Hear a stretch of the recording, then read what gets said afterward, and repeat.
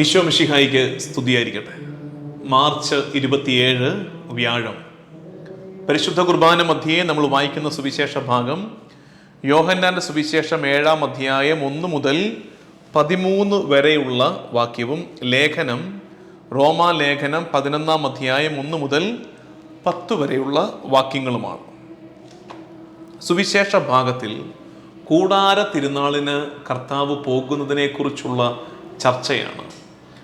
അപ്പം നമ്മൾ വായിക്കുന്നത് ഇങ്ങനെയാണ്: ഈശോയുടെ സഹോദരങ്ങൾ, ഈശോയുടെ ഈ പറഞ്ഞ കസിൻസ് അല്ലെങ്കിൽ അവൻ്റെ ബന്ധുക്കളെന്ന് വിളിക്കാവുന്നവർ ഈശോയോട് പറയുകയാണ്, നീ കൂടാര തിരുനാളിന് പോയിട്ട് അവിടെ ചെന്ന് പ്രസംഗിക്കുക, എന്തിനാണ് ഈ ഒളിപ്പിച്ചൊക്കെ വെക്കുന്നത്, അങ്ങോട്ട് ചെല്ല്.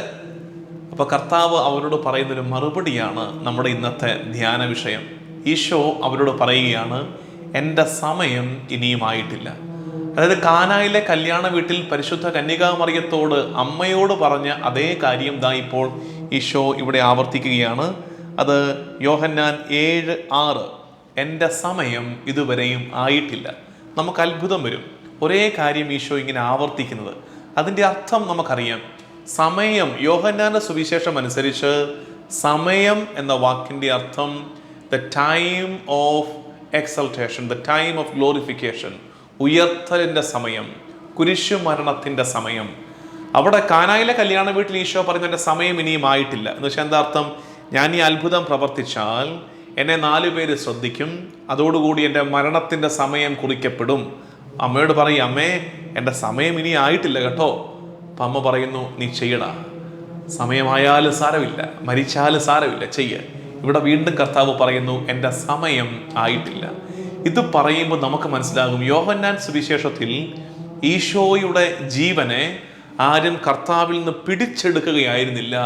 കർത്താവ് അത് ബോധപൂർവം, ഹീറോയിക്കലി സമർപ്പിക്കുകയായിരുന്നു. അവനെ ആരും ബന്ധിച്ചു കൊണ്ടുപോവുകയായിരുന്നില്ല, അവനെ തന്നെ വിട്ടുകൊടുക്കുകയായിരുന്നു. അതായത് അവൻ്റെ സമയമായിട്ടില്ല, സമയമാകുമ്പോൾ അതിനുവേണ്ടി അവൻ ഒരുങ്ങുകയാണ്. അത്രയും ക്ലാരിറ്റി ഉണ്ടായിരുന്നു കർത്താവിനോട്. അതുകൊണ്ട് വളരെ രാജകീയമായിട്ടാണ്, ഒരു യോദ്ധാവിനെ പോലെയാണ് യോഹന്നാൻ സുവിശേഷത്തിൽ ഈശോ കുരിശിൽ മരിക്കുന്നത്. രാജാവിനെ പോലെ, he died like a king. Yohannan സുവിശേഷത്തിൽ അവിടെ നെടുവീർപ്പുകളില്ല, അവിടെ വിലാപങ്ങളില്ല. അവിടെ കർത്താവ് വളരെ ഡെലിബറേറ്റ് ആയിട്ട്, ബോധപൂർവം അവൻ രക്ഷാകര കർമ്മം നിർവഹിക്കുകയാണ്. എൻ്റെ സമയം ഇനിയും ആയിട്ടില്ല. ഇനിയാണ് കർത്താവ് താഴോട്ട് പറഞ്ഞൊരു കാര്യമുണ്ട്: നിങ്ങളെ ലോകം വെറുക്കുന്നില്ല, എന്നെ ലോകം വെറുക്കുന്നുണ്ട്. അതാണ് കർത്താവ് പിന്നെ പറയുന്നത്. താഴേക്ക് വന്നേ, 7-ാമത്തെ വാക്യം, യോഹന്നാൻ 7:7. ലോകത്തിന് നിങ്ങളെ വെറുക്കാൻ സാധിക്കുകയില്ല, എന്നാൽ അതിൻ്റെ പ്രവർത്തികൾ തിന്മയാണെന്ന് ഞാൻ സാക്ഷ്യപ്പെടുത്തുന്നതിനാൽ അതെന്നെ വെറുക്കുന്നു. ശരിക്കും നമുക്കുള്ള വലിയ വിചിന്തനത്തിൻ്റെ ടോപ്പിക്കാണത്. ലോകം, worldly things and worldly people, ലൗകികതയും ലൗകികരും നിങ്ങളെ വെറുക്കുന്നുണ്ടോ? നിങ്ങളെ വെറുക്കുന്നുണ്ടോ? ചിലർ പറയും, എന്നോട് ആർക്കും ഒരു വെറുപ്പുമില്ല, ഞാൻ ഇതുവരെ ആരെയും പിണക്കിയിട്ടില്ല, ആർക്കും എന്നോട് മുഖം കറുത്തൊന്നും പറയേണ്ടി വന്നു, എനിക്ക് ശത്രുക്കളില്ല എന്നൊക്കെ വലിയ സന്തോഷത്തോടെ പറയുന്ന ആളുകളുണ്ട്.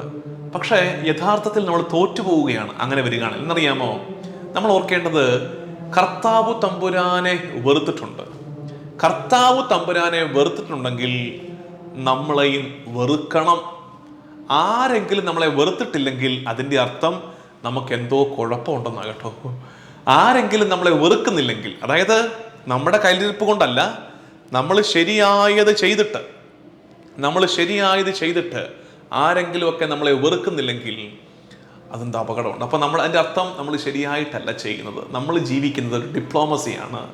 ശരിയെ ശരിയെന്നും തെറ്റിനെ തെറ്റെന്നും വിളിക്കാൻ ഭയക്കുന്ന ഒരു നയതന്ത്രജ്ഞതയുടെ വഴക്കമാണ് നമ്മുടെ ജീവിതം എന്ന് തിരിച്ചറിയണേ. അങ്ങനെയല്ല. ലോകം നമ്മളെ സ്നേഹിക്കുന്നെങ്കിൽ അതിൻ്റെ അർത്ഥം നമ്മളിൽ ലോകമുണ്ട് എന്നാണ്. ലോകം നമ്മളെ സ്നേഹിക്കുന്നുണ്ടെങ്കിൽ അതിൻ്റെ അർത്ഥം ലോകത്തിൻ്റെ എന്തൊക്കെയോ പാർട്സ് ആൻഡ് പാർട്ടിക്കിൾസ് നമ്മളിലുണ്ട്. അതുകൊണ്ട് ലോകത്തിന് നമ്മളോട് പ്രിയമാണ്. അതേസമയം ലോകം വെറുക്കുന്നെങ്കിൽ അതിൻ്റെ കാരണം കർത്താവ് പറഞ്ഞതുപോലെ ലോകത്തിൽ നിന്ന് മാറ്റി നിർത്തപ്പെട്ടിരിക്കുകയാണ്, ഞാൻ മാറി നിൽക്കുകയാണ്. അപ്പോൾ ശരിക്കും എനിക്കപ്പോൾ ചില മനുഷ്യരെ കാണുമ്പോൾ ഭയങ്കര ബഹുമാനമാണ്, വളരെ ബഹുമാനമാണ്. ഞാൻ ചിലരുടെയൊക്കെ പേരെടുത്ത് പറയാൻ പോലും എൻ്റെ ലിസ്റ്റ് ഇങ്ങനെ ചിന്തിക്കാറുണ്ട്. ദൈവമേ, ചിലപ്പോൾ ചില പിതാക്കന്മാരായിരിക്കും, അല്ലെങ്കിൽ ചില നേതൃത്വം കൊടുത്ത ചില മനുഷ്യരായിരിക്കും, പക്ഷെ അത് പബ്ലിക്കായിട്ട് പറയുന്നില്ല. അതായത് ചില മനുഷ്യരെ നമുക്ക് വലിയ ബഹുമാനമാണ്. എന്താ കാര്യം എന്നറിയാമോ? അപ്രിയം സമ്പാദിച്ചും നേര് പറഞ്ഞവരുണ്ട്.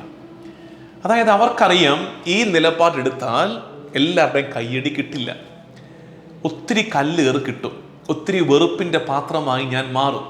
എന്നാലും വളരെ തൻ്റെ ഇടത്തോടെ അപ്രിയം സമ്പാദിച്ചും നേര് പറഞ്ഞ മനുഷ്യരുണ്ട്. അവരൊക്കെ കുറച്ചുകൂടെ കർത്താവിൻ്റെ തിരുമനസ്സിനോട് ചേർന്ന് നിൽക്കുന്നവരാണ്. അവർ കുറച്ചുകൂടെ കാൽവരി അവരുടെ ജീവിതത്തിൽ ജീവിച്ചവരാണ്. അവർ കുറച്ചുകൂടെ കുരിശിൻ്റെ അർത്ഥമൊക്കെ മനസ്സിലാകും. നേര് പറഞ്ഞ ഒരുത്തനെ, സത്യം മാത്രം പറഞ്ഞ ഒരാളെയല്ലേ അവർ കുരിശിൽ തറച്ചത്. അങ്ങനെയാണെങ്കിൽ അത്തരം ചില സഹനങ്ങൾ മിശിഹാ ശിഷ്യൻ്റെ ജീവിതത്തിൻ്റെ അനിവാര്യതയാണ്. പ്രിയമുള്ളവരെ, ചിലർ സങ്കടപ്പെടുന്ന കണ്ടിട്ടുണ്ടോ? ഞാൻ ഒന്നും തെറ്റായിട്ട് ചെയ്തിട്ടില്ല, ഞാൻ ആർക്കും ഒരു ദ്രോഹം വരാൻ ആഗ്രഹിച്ചിട്ടില്ല, എന്നിട്ടും എന്താ എന്നെ വെറുക്കുന്നത്, എന്നിട്ടും എന്താ എന്നോടെല്ലാവരും ഇങ്ങനെ കാണിക്കുന്നത്. അങ്ങനെ സങ്കടപ്പെടുന്ന നേരത്ത് നോക്കേണ്ടത് കുരിശിലേക്കാണ്. പ്രിയമുള്ളവരെ, കുരിശിലേക്ക് നോക്കുമ്പോൾ ഉണ്ടല്ലോ, ആ കുരിശി കിടന്നുകൊണ്ട് അവൻ നമ്മളെ നോക്കി ചിരിക്കും. എൻ്റെ സിനിമ ഡയലോഗ് പോലെയാ, എന്നോടോ ബാല, എന്നോടോ ബാല, ഒരു തെറ്റും ചെയ്യാഞ്ഞിട്ടും എനിക്കെന്തായി ശിക്ഷ, എനിക്കെന്തായി സങ്കടമെന്ന് സങ്കടപ്പെടുന്നവർ നോക്കേണ്ടത് കുരിശിലേക്കാണ്. നേര് പറഞ്ഞവൻ, സത്യം ജീവിച്ചവൻ കുരിശേറിയെങ്കിൽ അത്തരമൊരു കുരിശ് നമ്മുടെ ജീവിതത്തിൻ്റെ അനിവാര്യതയാണ്. ലോകത്തോട് അനുരൂപപ്പെടാനല്ല ക്രിസ്ത്യാനി വിളിക്കപ്പെട്ടിരിക്കുന്നത്, മറിച്ച് ലോകത്തിൽ നിന്ന് മാറ്റി നിർത്തപ്പെടാനാണ്. ലോകത്തിൻ്റെതായിരിക്കുമ്പോഴും ലോകത്തിൻ്റെതല്ലാതെ ജീവിക്കാനുള്ള വിളിയുടെ പേരാണ് ക്രിസ്തീയത. അതാണ് യോഹന്നാൻ 17 ഈശോ പ്രാർത്ഥിക്കുന്നത്. ലോകത്തിൽ നിന്ന് അവരെ എടുക്കണമേ എന്നല്ല അപ്പ ഞാൻ പ്രാർത്ഥിക്കുന്നത്, ദുഷ്ടനിൽ നിന്ന് അവരെ കാക്കണമേ എന്നാണ്. ദുഷ്ടൻ്റെ അംശങ്ങൾ നമ്മളിൽ ഉണ്ടാകാതിരിക്കാൻ. ഉണ്ടായ പിന്നെ അവർക്കൊക്കെ നമ്മളോട് പ്രിയമാണ്. ആരാ നമ്മളെ എതിർക്കാനുള്ളത്? കാരണം അവരുടെ ടീമിൻ്റെ ഭാഗമായി നമ്മൾ മാറി. അങ്ങനെ വരരുത് എന്ന് ഓർമ്മിപ്പിക്കുന്നു. ലേഖനത്തിൽ സുന്ദരമായ ഇതിനോട് ചേർന്ന് ധ്യാനിക്കാൻ പറ്റുന്നൊരു ഭാഗമുണ്ട് ലേഖനത്തിൽ. അത് റോമ 11 റോമ 11 നമ്മൾ വായിക്കുന്നത്, ഏലിയ പ്രവാചകൻ, ഏലിയ കർത്താവിനോട് പറയുന്നൊരു സങ്കടമുണ്ട്. എല്ലാവരും, അങ്ങയുടെ പ്രവാചകന്മാരെ അവർ വധിച്ചു, അങ്ങയുടെ ബലിപീഠങ്ങൾ അവർ തകർത്തു, അവശേഷിക്കുന്നവൻ ഞാൻ മാത്രമാണ്.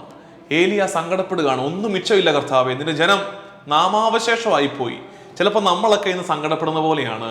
എല്ലാം തീരാൻ പോകും കർത്താവേ, വിശ്വാസമൊക്കെ തീരാൻ പോകും, ഇനി അധികം പ്രതീക്ഷയൊന്നുമില്ല, എല്ലാം തീരാൻ പോവാണ്.